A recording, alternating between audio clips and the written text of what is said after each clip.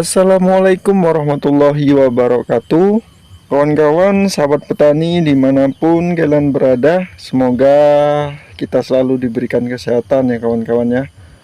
Jadi pada video kali ini kawan-kawan, kita lagi ada di kebun gambas atau oyang yang kita tanam sebelumnya ya kawan-kawan ya.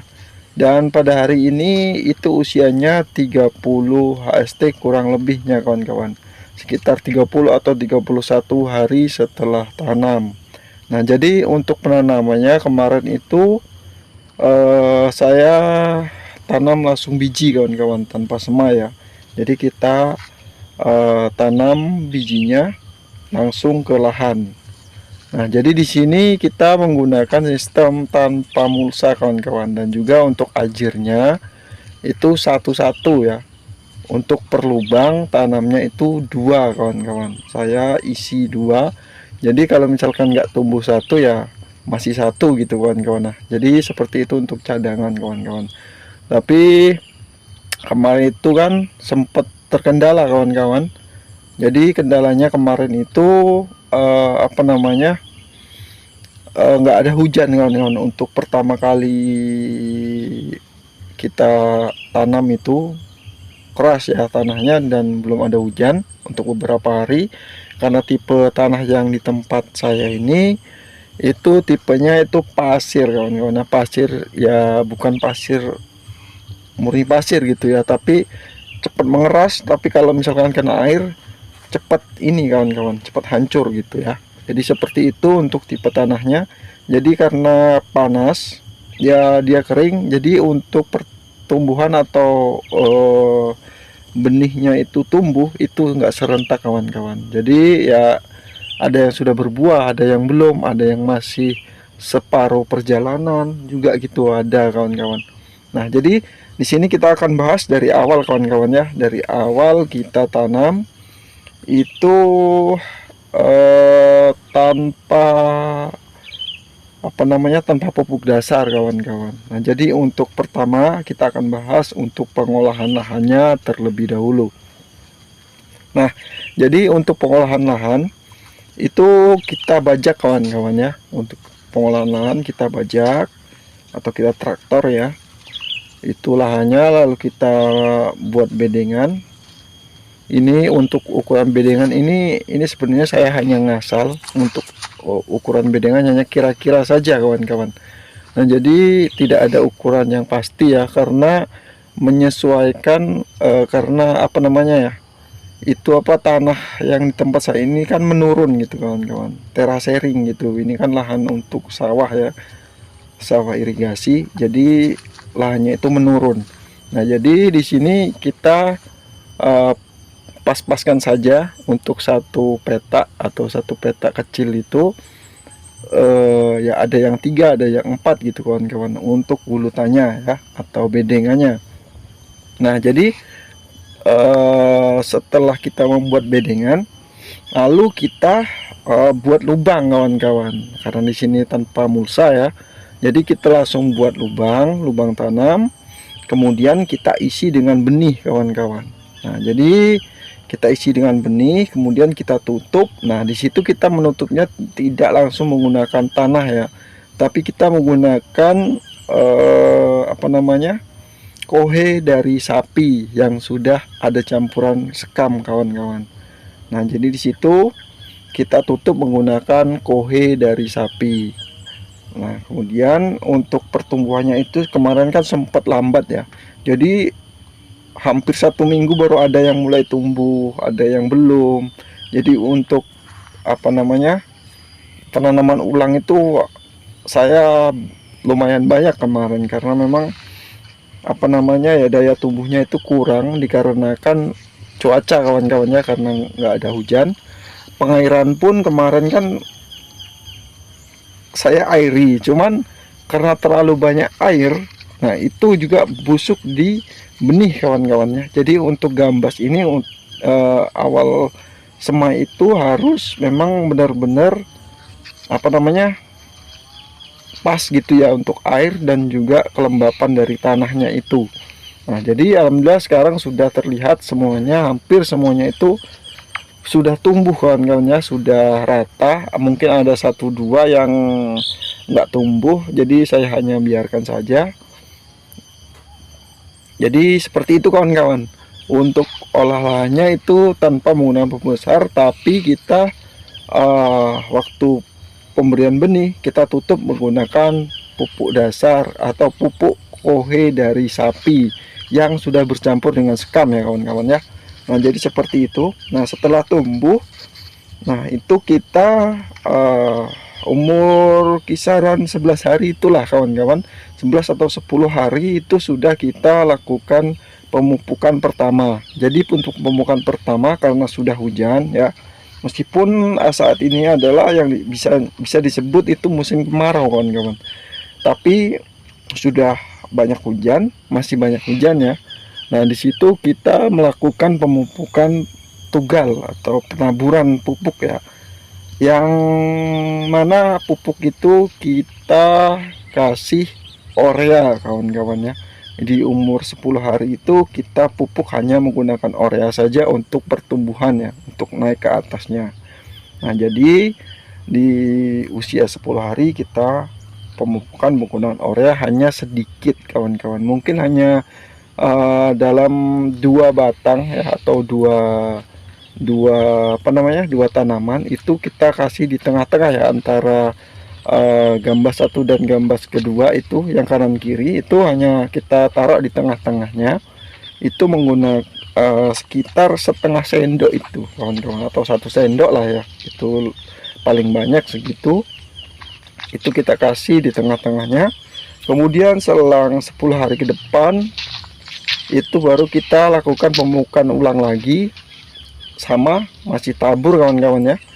Jadi kita pupuk menggunakan urea dan Monska dengan perbandingan 2:1 kawan-kawan. Untuk ureanya 2 dan Ponskanya 1. Nah, itu untuk perbandingannya ya. Tapi di sini tidak menghabiskan banyak ya, karena kita memupuk itu enggak banyak-banyak kawan-kawan, hanya sekitar 1 sendok untuk 2 tanaman, untuk kanan kirinya ya, untuk samping kanan dan kirinya. Jadi kita berikan pupuk itu di tengah-tengahnya saja kawan-kawan. Nah, untuk saat ini di usia 30 hari ini belum kita lakukan pemupukan kawan-kawan. Untuk yang masuk ke fase generatif ini belum kita lakukan pemupukan kembali, dikarenakan ya belum ada pupuk kawan-kawan. Kita belum membeli pupuk, jadi kita hanya melakukan penyepraian saja dengan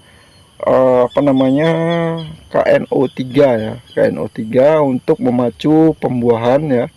Nah, itu kita lakukan penyemprotan menggunakan penutrisi itu kawan-kawan, dan juga insek ya kawan-kawannya, inseknya untuk menghilangkan ulat, kemudian kutu-kutuan gitu kawan-kawan, karena ini sudah mulai terkena serangan kutu kebul atau trip gitu kawan-kawannya, karena di sini terlihat untuk daun mudanya sudah mengangkat ke atas itu ya, seperti mangkok gitu, berarti itu terkena trip atau kutu kebul ya kawan-kawannya. Nah, jadi karena memang di lahan saya ini hanya saya sendiri yang menanam hortikultura kawan-kawan. Jadi yang lain itu padi semuanya. Jadi saya di sini hanya sendirian yang menanam hortikultura. Jadi ya wajar kalau serangan hamanya itu sangat lumayan banyak ya. Jadi kita harus rutin melakukan penyepraian. Nah, jadi untuk fase vegetatifnya saya lupa kawan-kawannya. Untuk penyepraian fase vegetatif itu kita spray hanya menggunakan yang berbahan aktif fosfat kawan-kawan ya. Bahan aktifnya fosfat dan juga asam amino kawan-kawan. Fosfatnya kita menggunakan ultradap dan juga asam amino. Jadi untuk penyepraian pertama itu sudah kita lakukan di usia sekitar 10 hari itu setelah pemupukan, sampai masuk di usia 25 ya, sekitar 25 harian itu kita masih menggunakan ultradap dan asam amino, dan juga sampai hari ini masih kadang-kadang menggunakan asam amino juga, dan dicampur ultradap hanya sedikit saja kawan-kawan. Untuk apa namanya, untuk daun ya, untuk daunnya agar tetap hijau kita menggunakan ultradap atau fosfatnya gitu kawan-kawan. Tapi lebih ke KNO-nya ya, atau ke kaliumnya untuk memacu pembuahannya. Nah, jadi seperti itu kawan-kawan untuk olah lahan dan juga perawatannya untuk gambas ini ya. Jadi kita tidak langsung praktek ya, dikarenakan memang saya tidak sempat, karena ya saya juga tanam padi dan juga tanam ini hanya untuk sampingan saja kawan-kawan. Jadi untuk jenis lokal ini kawan-kawan, ini untuk sulurnya kalian bisa lihat di sini ya. Ini sulurnya itu sangat banyak sekali kawan-kawan. Ini alhamdulillah itu subur banget, meskipun kita hanya lakukan pemupukan 2 kali, itu tidak menghabiskan pupuk sampai 15 kilo, nggak sampai 15 kilo kawan-kawan. Untuk Urea dan Ponska itu sudah sesubur ini. Mungkin dikarenakan penutupan kita menggunakan kohoi sapi itu yang bercampur sekam, itu juga sudah mengandung unsur hara kan kawan-kawan ya. Untuk nitrogennya ada, fosfatnya ada, kalium ada ya gitu ya. Mungkin itu juga, atau mungkin faktor cuaca juga mendukung untuk saat ini ya. Jadi penanaman gambas juga bagus, dan untuk calon buah itu alhamdulillah terlihat bagus kawan-kawan ya untuk buahnya. Dan juga ini yang saya lihat itu sulurnya itu sangat banyak sekali kawan-kawan. Ini bisa menghasilkan banyak buah harusnya ya. Harusnya kita bisa menghasilkan banyak buah dari sulur-sulur yang banyak ini, atau tunas-tunas dari batang utama yang banyak ini kita bisa menghasilkan banyak buah. Dengan catatan ya, mungkin kita harus memperkuat pemupukan seperti ya kaliumnya kawan-kawannya untuk buah, dan juga seimbang dengan batang dan juga apa namanya, daunnya juga kita harus lakukan pemupukan berimbang.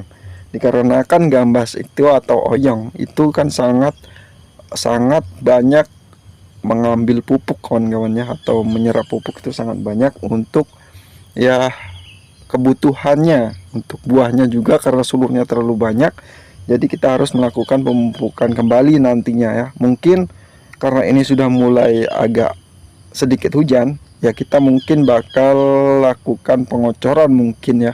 Ya insya Allah nanti bakal kita videokan insya Allah, kalau misalkan tidak ada kendala ya kawan-kawannya.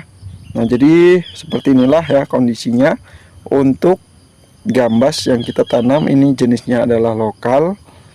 Jadi untuk gambas lokal itu pendek kawan-kawan ya, gambas lokal pendek, jadi nggak ada namanya.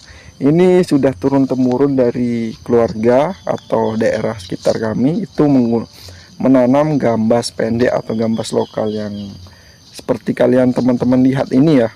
Nah jadi seperti inilah untuk kualitas gambas lokal. Jadi untuk hasilnya nanti kita bakal lihat saja nanti ya, karena ini masih awal-awal fase generatif, mungkin masih belum terlihat banyak untuk buahnya. Tapi untuk calon-calon buah sudah mulai terlihat ya, karena sulurnya juga sudah menandakan bakal banyak buah gitu ya kawan-kawan.